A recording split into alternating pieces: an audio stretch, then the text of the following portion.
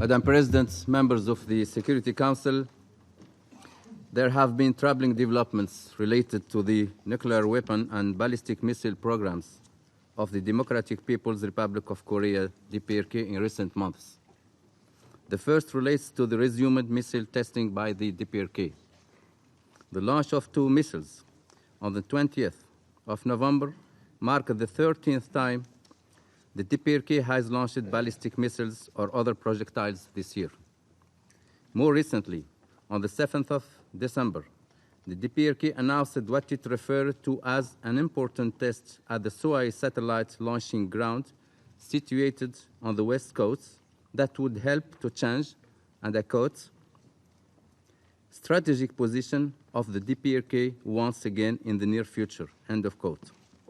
Some experts believe that the word strategic refers to the DPRK's nuclear weapons capability. Analysts have reported signs of rocket engine tests at the site having been conducted within the past few days. The DPRK, through its state media, has announced the test of various new missile systems this year, including systems it had referred to as multiple launch rocket systems, as well as a new land-based short-range ballistic missile and a submarine-launched ballistic missile. As is well known, Security Council resolutions, most recently Resolution 2397 of the 22nd of December 2017, prohibit the DPRK from, inter alia, conducting any further launches that use ballistic missile technology. Furthermore, according to the information available to the United Nations, the DPRK did not issue any airspace or maritime safety notifications. The second development relates to the DPRK's ongoing suspension of diplomatic engagements. The DPRK has yet to resume working-level talks with the United States. Inter-Korean contacts have stalled, and the DPRK is foregoing some international engagements. The third development relates to the DPRK's warning of new path.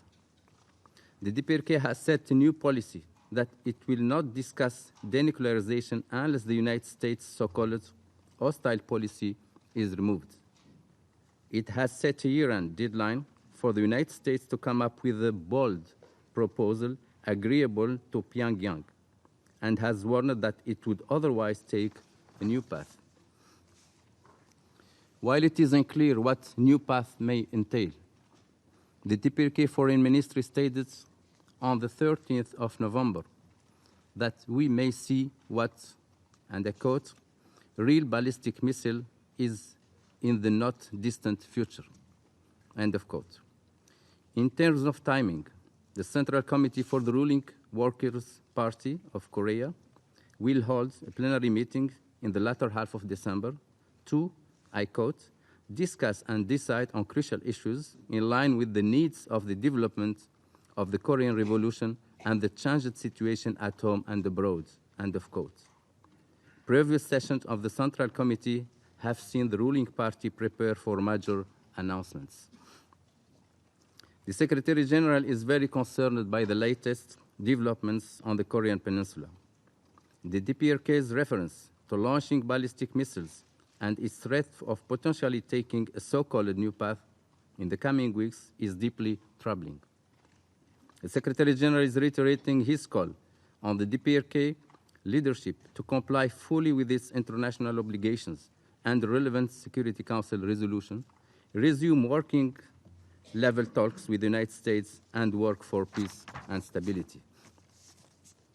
Madam President, on the 15th of December 2017, the Secretary General described the situation on the Korean Peninsula as the most tense and dangerous peace and security issue in the world. Significant progress was made in 2018 towards building trust, reducing the risk of war, and opening channels of communication.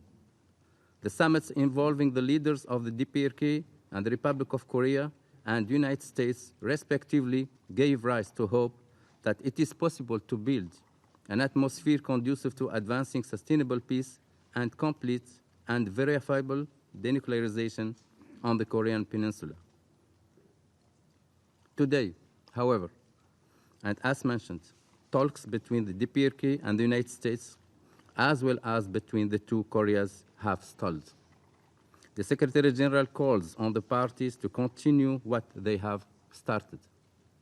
It will require perseverance, political courage, and painstaking diplomacy. He urged the DPRK and the United States to resume talks. Diplomacy can continue to reduce tensions that could otherwise set events on an unpredictable trajectory. The Secretary General calls for the international community to support the parties in their endeavors and to ensure the full implementation of relevant Security Council resolutions. The unity of the Security Council remains essential for achieving the goal of complete and verifiable denuclearization and creates the space for diplomatic initiatives to that end. I would like to close, Madam President, by noting that a breakdown in diplomacy will not help the human rights or humanitarian situation in the DPRK.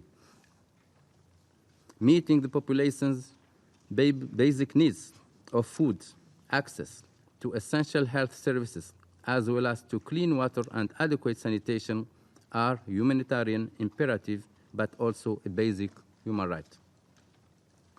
While the primary responsibility to meet these needs lies with the DPRK government, as is the case for any government, toward its people, the United Nations Secretariat has consistently stressed the humanitarian imperative to provide humanitarian assistance when the basic needs of the population are not being met. International humanitarian operations in the DPRK remain critical for over 10 million people, or around 40% of the population. The United Nations Secretariat recalls that the measures imposed by Security Council are not intended to negatively affect or restrict food aid and humanitarian assistance that is not prohibited by relevant Security Council resolutions. The United Nations Secretariat is encouraged by the Security Council 1718 Sanctioned Committee's adoption of Implementation Assistance Notice number 7 in August 2018, which provides guidelines for obtaining exemptions necessary to facilitate humanitarian assistance in the DPRK, as well as the improvements in rates and timeliness of exemptions approvals. Addressing the humanitarian needs in the DPRK requires an integrated response. For example, addressing water, sanitation, and hygiene, to also improve health and nutrition, to be effective and to save lives and to prevent more suffering. I urge all member states to fund life-saving humanitarian operations in the DPRK. Some $120 million are required to address the critical humanitarian needs of the most vulnerable 3.8 million people in 2019. A gap of $87 million remains. Thank you, Madam President.